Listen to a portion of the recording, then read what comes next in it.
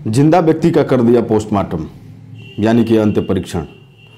सुनकर के तो बड़ा आश्चर्य हो रहा होगा कि जिंदा व्यक्ति का पोस्टमार्टम कैसे हो सकता है।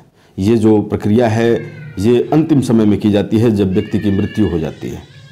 लेकिन अपने ही देश भारत के राजस्थान प्रदेश के जयपुर में ऐसा वाकया हुआ है, ऐसी घटना घटी है। वहाँ के होनहार डॉक्टरों ने जिंदा व्यक्ति का ही पोस्टमार्टम कर दिया है।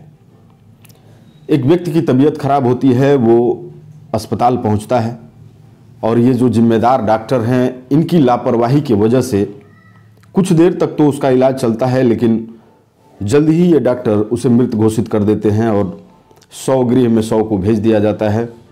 वहाँ पे 100 को डीप फ्रीजर में रखा जाता है। उसके बाद पुलिस आती है, पंचनामा होता है और फिर 100 को पोस्टमार्टम के लिए भेज दिया जाता है। आश्चर्य की बात तो ये है कि अस्पताल में जिस तरह के डॉक्टर थे, जिस तरह से गैर जिम्मेदार चिकित्सक थे, उससे भी कहीं बढ़कर पोस्टमार्टम करने वाला डॉक्टर था। क्योंकि वहाँ भी जब इस व्यक्ति का शरीर गया तो उसे भी ये अंदाज़ा नहीं लग पाया कि ये व्यक्ति जिंदा है या मर गया, और उसने भी इन सब सारी चीज़ों का छानबीन जांच पड़ताल करना उचित नहीं समझा और अपनी कैंची निकाली और उसके पूरे शरीर को फाड़ डाला और पोस्टमार्टम की प्रक्रिया को पूरा कर दिया और 100 को उससे संबंधित लोगों के हवाले कर दिया।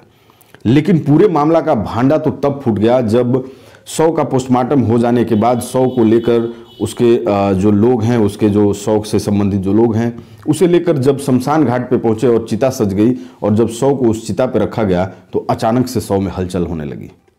ये देखकर शमशान घाट पे मौजूद सारे लोग सन्न रह गए, सबकी आंखें आश्चर्य से भर गई और एक अजीब सा माहौल शमशान घाट पे हो गया। क्योंकि जिस व्यक्ति को मृत मानकर वो लोग चिता पर सुलाए थे, अचानक से उसके शरीर में हलचल होने लगी, उसमें प्राण आ गया।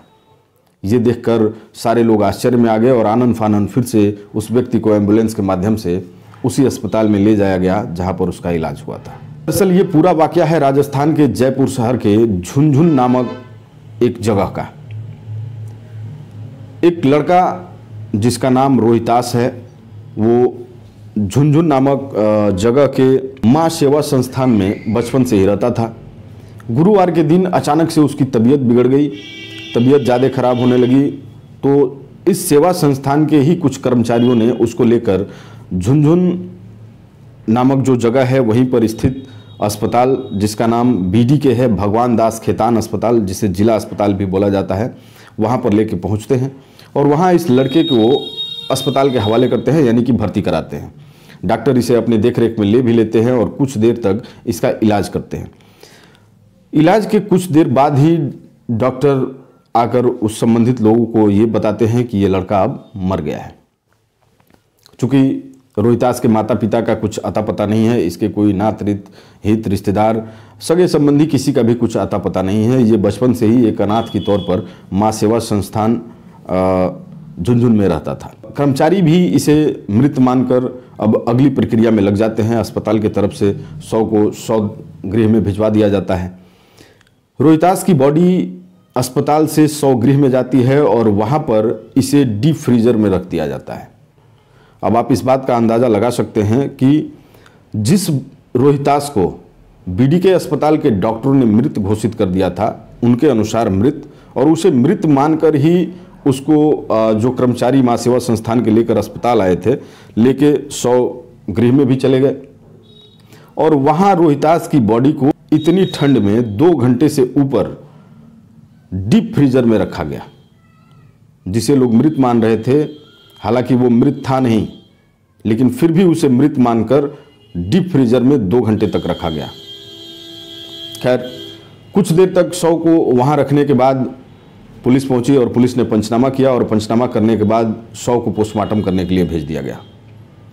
बड़ा चमत्कार तो यहाँ हुआ क्योंकि जिस तरह के होनहार और काबिल डॉक्टर भगवान दास खेतान अस्पताल में मौजूद थे, जिन्होंने रोहितास का इलाज किया, अपनी चमत्कारिक विद्या से ये जान लिया कि ये जीवित व्यक्ति मृत हो चुका है। उनकी जो दक्षता थी उनके चिकित्सकीय क्षेत्र में इस जीवित रोहितास को मृत मान चुकी थी, उससे भी बढ़कर अपनी चिकित्सकीय क्षमता में दक्ष डॉक्टर पोस्टमार्टम करने वाले निकले। उन्होंने भी बिना जांच पड़ताल किए, बिना छानबीन किए, बिना ये जाने कि ये व्यक्ति जीवित है या मृत हो चुका है, अपने हथियार निकाले, अपने मेडिकल से संबंधित उपकरण निकाले और रोहितास की बॉडी को फाड़ डाला, चीर डाला और उसका पोस्टमार्टम कर दिया।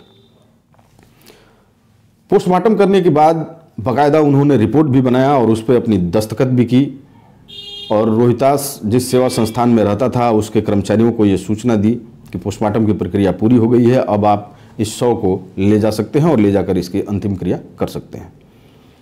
मां सेवा संस्थान के कर्मचारियों ने शव को अपने कब्जे में ले लिया और उसके बाद अंतिम क्रिया के लिए लेकर शमशान घाट पहुंच गए। वहां सारी चीज़ें पहले से व्यवस्थित थीं और चिता सज गई और चिता सजने के बाद रोहितास के शव को जब चिता पर रखा गया तो अचानक से रोहितास के शरीर में हलचल सी होने लगी। रोहितास का शरीर हिलने डुलने लगा, उसकी आंखें खुलने लगी। ये देखकर वहाँ मौजूद बहुत सारे लोग थे जिनकी आंखें आश्चर्य से भर गईं, उनके होश उड़ गए। वो ये समझ नहीं पा रहे थे कि आखिर ये जो पूरा घटनाक्रम उनके आंखों के सामने चल रहा है ये हो क्या रहा है, ये उनकी आंखों का भ्रम है या फिर ये हकीकत है। क्योंकि उन लोगों को ये मान लेना कि जिस व्यक्ति को कुछ देर पहले डॉक्टर ने मृत घोषित कर दिया है, जिसे घंटों तक डीप फ्रीजर में रखा गया है, उसके बाद उसके शरीर का पोस्टमार्टम भी कर दिया गया है, उसके शरीर में हलचल कैसे हो सकती है, उसकी आंखें झपक कैसे सकती हैं। आश्चर्य के मारे लोगों का बुरा हाल था। लेकिन फिर भी वहाँ पे कुछ मौजूद लोग जो इस मामले को लेकर सक्रिय हुए और पुलिस को सूचना दी। पुलिस भी पहुंची।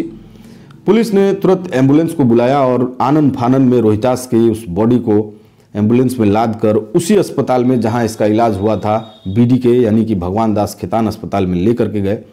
वहां पर डॉक्टरों ने कुछ देर तक मामले को समझने की कोशिश किया, लेकिन उसके बाद ये कह करके कि ये यहाँ के बस का नहीं है, उसे जयपुर शहर के बड़े अस्पताल सवाई मान सिंह अस्पताल को रेफर कर दिया। रोहितास की बॉडी जयपुर शहर के सबसे बड़े अस्पताल सवाई मान सिंह में भी पहुंच गई।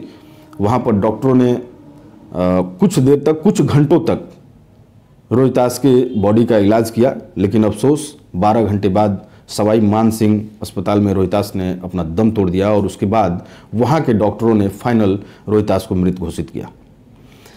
जब ये मामला निकल करके सामने आया, मीडिया में आया, लोगों के सामने आया, तो जयपुर शहर में हलचल सी मच गई। सबके जुबान पर इस घटनाक्रम को लेकर चर्चा होने लगी और धीरे धीरे ये मामला मीडिया में सुर्खियों में बन गया और जयपुर शहर से होते होते देश के कोने कोने में पहुंच गया और इस पर तमाम तरह की चर्चाएं होने लगी।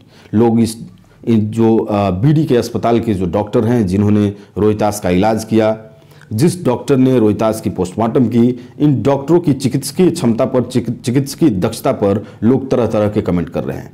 लोगों का यहाँ तक भी कहना है कि ऐसे चमत्कार, ऐसे चमत्कारी डॉक्टर सिर्फ पैसे के बल पर ही मिलते हैं। पैसे के बल पर जो डॉक्टर अपनी डिग्री लेकर बैठे हैं, जो लोगों का इलाज कर रहे हैं, इस तरह के चमत्कार सिर्फ वही कर सकते हैं। इस तरह की अन्य बहुत सारी चर्चाएं हैं जो यहाँ चर्चा करना उचित नहीं लग रहा है, लोग कर रहे हैं। तमाम तरह के प्रश्न चिन्ह अस्पताल और अस्पताल के डॉक्टरों पर खड़ी हो रही है।